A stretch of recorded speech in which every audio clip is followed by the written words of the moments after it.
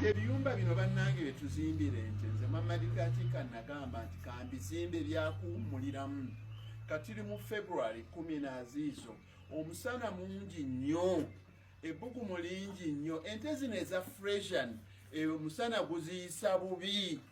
kyeziva zeetaaga ekisiikirize naye esayidi yeeri zino bokisi zakuliiramu kiro obanga enkuba ezze esayidi yeeri ekibangiziri kiri gye ziriira naye kati zirabe bwe ziwummudde zirina emirembe kwe kuzza kuno obwenkulumu awo ente weekolera amata kati bwe zinaava wano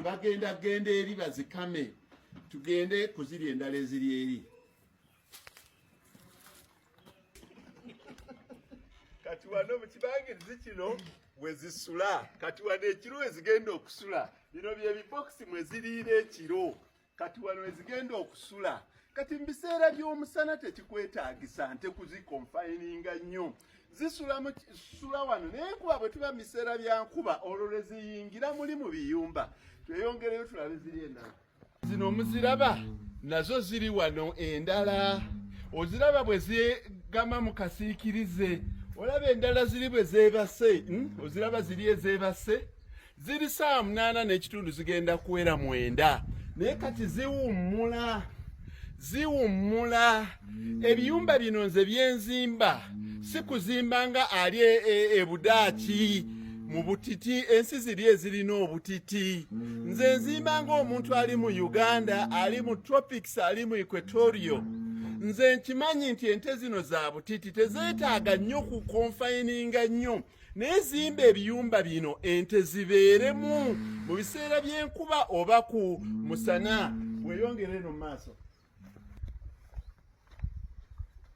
zizo zikwata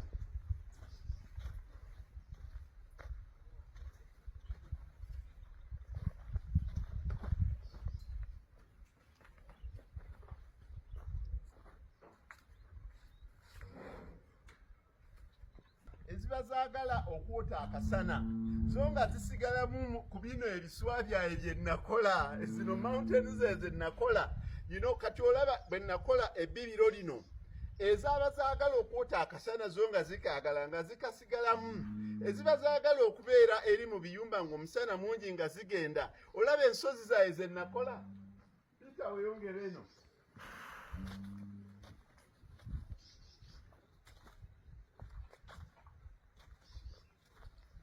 olage n'ezo endala ezo olengera ebiyumba bwe biti ebiyumba bwe bikozesebwa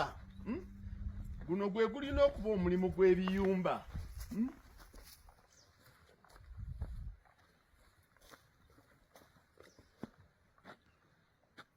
tugende ku nnyana tugende ku ndala naziri endala